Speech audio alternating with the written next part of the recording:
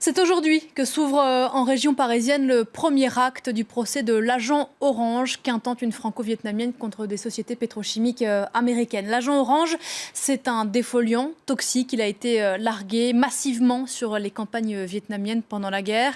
Plus de 3 millions de personnes ont été contaminées à l'époque et leurs enfants affectés par des pathologies et des malformations très graves. Dans notre focus aujourd'hui, voyez ce portrait donc d'une femme de 73 ans.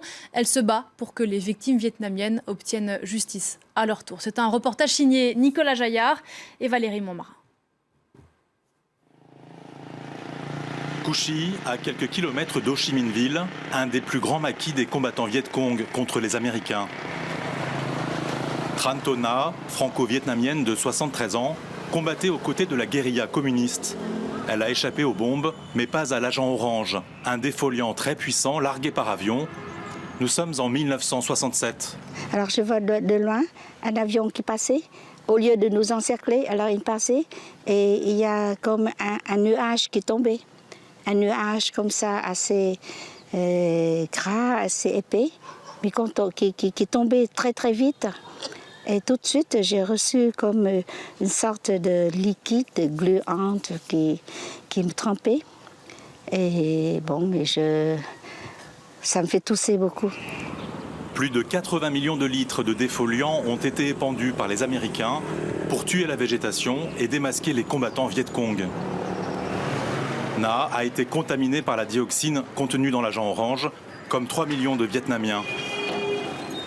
Non seulement elle est malade, mais elle a transmis le poison à ses enfants. Dans le maquis, la jeune femme d'alors a donné naissance en 1968 à une petite fille apparemment en bonne santé.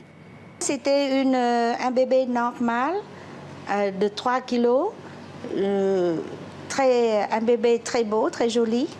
Mais après 2 jours, sa peau commence à se délabrer.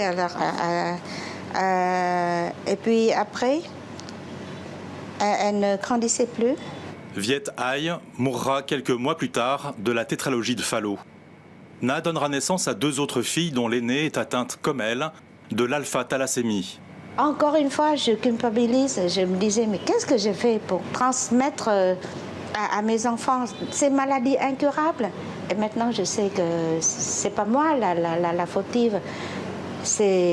Moi, maintenant, on peut désigner le criminel pour mes enfants que pour les maladies de mes enfants. C'est qui pour vous alors? C'est la dioxine.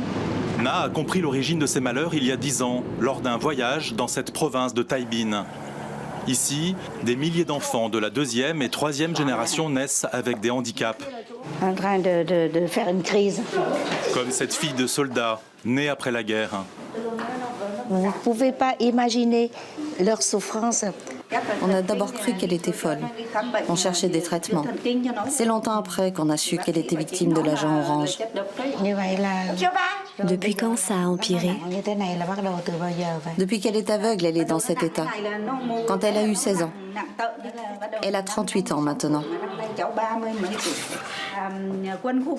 Sa mère et son père ont été sur tous les fronts pendant la guerre, au contact de l'agent Orange. J'avais 22 ans quand on s'est mariés. On était un beau couple. Notre destin, lui, est malheureux. Tu es courageuse. C'est en rencontrant ces familles que Tran To Na s'est décidée à témoigner puis à porter plainte en France.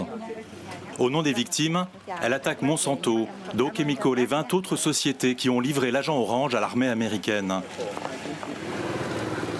Tran To Na, défendu par l'avocat français William Bourdon, a aussi reçu le soutien des vétérans vietnamiens.